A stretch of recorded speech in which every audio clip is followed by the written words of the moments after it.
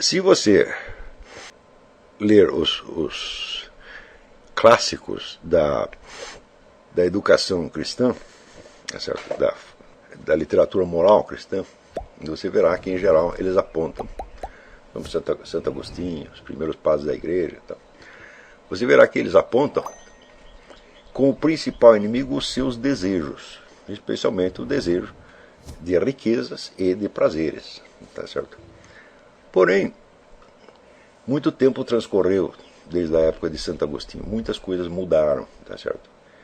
E as situações hoje que se impõem, vamos dizer, a um cidadão de classe média no meio urbano são muito diferentes daquelas que se ofereciam, vamos dizer, a um filho de nobre ou a um estudante, seja na antiguidade, seja na Idade Média, tá certo?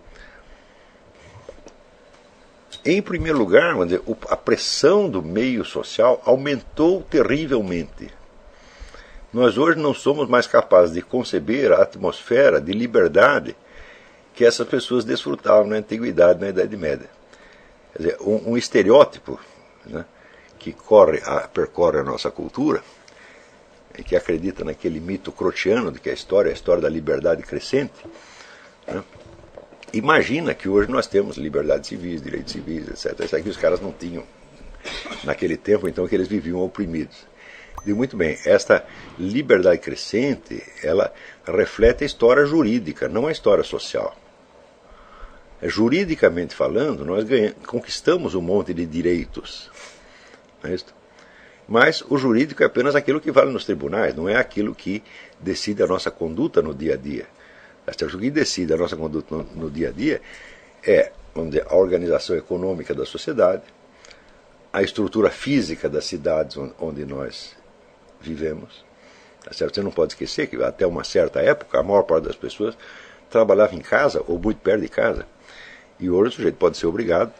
Por exemplo, eu me lembro quando eu era jovem que eu pensei em me tornar aluno da USP. A primeira vez que eu tomei um ônibus para ir para a USP, eu desisti imediatamente. Eu falei, bom, eu vou passar 1h30 nessa porcaria todos os dias. 1h30 para ir, 1h30 para voltar. E mais 5 horas ouvindo o cara falar besteira, somando tudo, falando, não, vai dar 8 horas. Não, isso aí não é possível. Né? Então, esse problema chamado trânsito, as pessoas não sabiam o que é isso. Né? Então, você não é capaz de imaginar o sujeito saindo num cavalo ou num carro de boi, encontrando um congestionamento de cavalos e não conseguindo chegar no seu emprego, né? Seja no Império Romano, na Idade Média, essa situação é inconcebível. Quer dizer, o conjunto de pressões externas que caem sobre a nossa vida é hoje imensamente maior do que foi em qualquer época anterior. Quer dizer, nós podemos datar, vamos dizer, a organização moderna da sociedade, começa vamos dizer, como sociedade industrial. Hoje não estamos mais na sociedade industrial, já disse que é a sociedade de serviços, mas isso começa a se complicar, vamos dizer, a partir do século XVIII, fim do século XVIII, começo do século XIX, é chamada Revolução Industrial. Então, na mesma medida em que ela vai criando uma quantidade enorme de riquezas e uma disponibilidade de serviços que seria impensável em outras épocas, ela também vai criando um conjunto de pressões e exigências, tá certo? Que se qualquer, vamos dizer, camponês ou burguês da Idade Média visse isso, ele morreria de terror, de pensar que ele ia ter que viver sob esta pressão, né, o tempo todo. Em primeiro lugar, vamos dizer, a pressão dos horários. Nós esquecemos que, vamos dizer, durante muito tempo, só houve um horário rigoroso para os monges. Só os monges tinham horas certas para fazer as coisas. Tá certo? O horário de todos os outros era altamente flexível. Né? Quer dizer, que hora, por exemplo, que o camponês tem que levantar para trabalhar no solo? Tá certo? Não é um horário preciso. Isso aí varia conforme a época do ano e conforme as suas conveniências. Tá certo? E se ele não quisesse levantar para trabalhar um dia, isso não ia fazer a menor diferença. Então, vamos dizer, a pressão dos horários não existia. Existia para os monges, mas era uma pressão de ordem disciplinar, moral, que lhes fazia bem e que eles desejavam. Não é isso? Então, o monge tinha que dormir pouco. Ele, digamos, ia dormir 10 horas da noite, quando era 3 horas da manhã, tinha que acordar, né, para rezar. Daí rezava, tal, voltava a dormir mais um pouquinho, daí acordava para tomar o café da manhã. Né? Antes de tomar o café da manhã tem que rezar mais 1 hora, e depois tinha... O dia era dividido em 5 etapas, e esses 5 horários eram, né, rigorosos. Então, quem desenvolveu a arte de medir o tempo foram os monges, e o fizeram para necessidades internas dos monastérios, que não eram necessidades de ordem prático-econômica, mas que eram ligadas à disciplina religiosa e moral. Para todos os demais seres humanos, você não tinha esta pressão dos horários. Não é isso? Hoje você sabe que uma desobediência ao relógio pode destruir a sua vida. Se você chega no emprego atrasado 5, 6, 7 vezes, você perdeu o emprego. Isso quer dizer, você pode não ter o que comer no mês que vem. Então, isto é uma pressão monstruosa e destrutiva que pesa sobre todos nós. Nós vivemos com medo do relógio. E esquecemos que isto é uma experiência nova na espécie humana.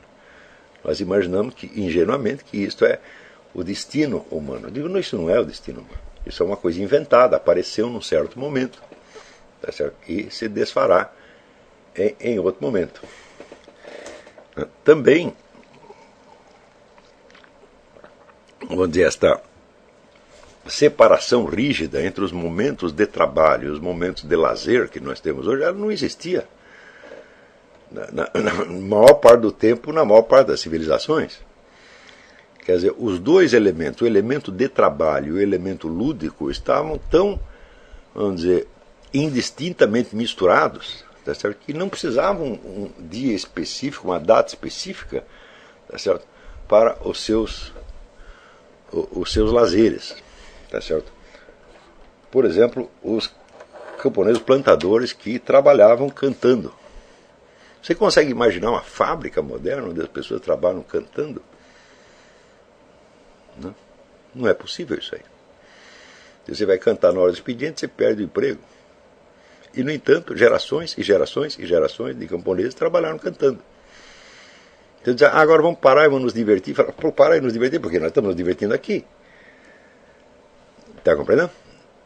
Então, há uma série de elementos que vêm da simples organização física da sociedade, e que pesam sobre nós com exigências que podem se tornar bastante angustiantes. Mas elas são angustiantes não somente pela sua presença, pela pressão que exerce, mas também pela sua ausência. Porque quando você perde esta conexão, por exemplo, você perde o emprego, perde os horários, etc., etc., você fica completamente perdido na sociedade. E você se sente isolado, desamparado e perseguido. Pode ficar até paranoico por causa de uma coisa dessa. Tá certo? Então, eu, por exemplo, me lembro, quando eu era jovem, se eu perdi o emprego, ficava, né,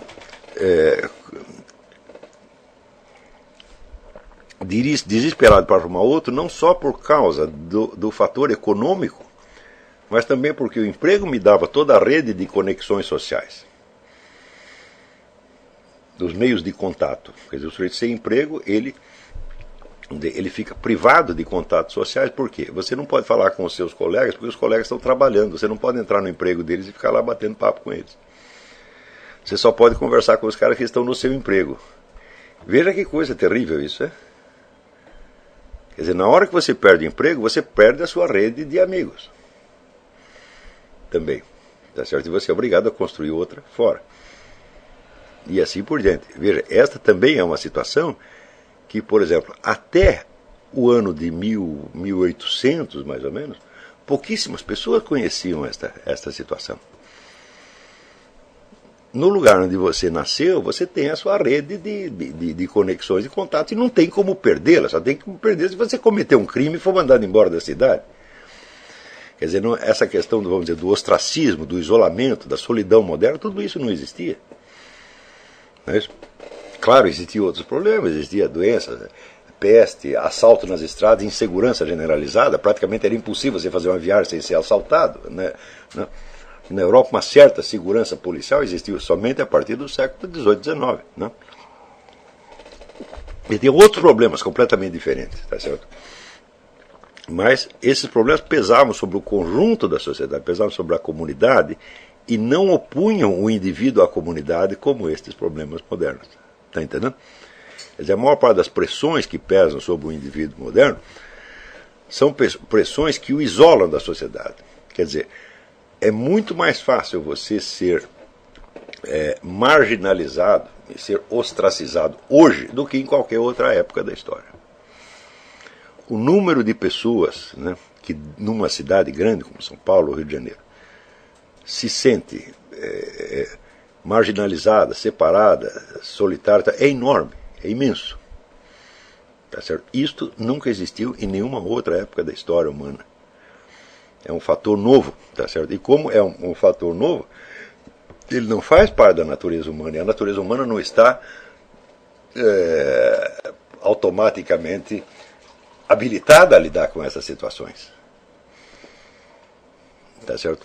Então, todos estes elementos são forças de alienação.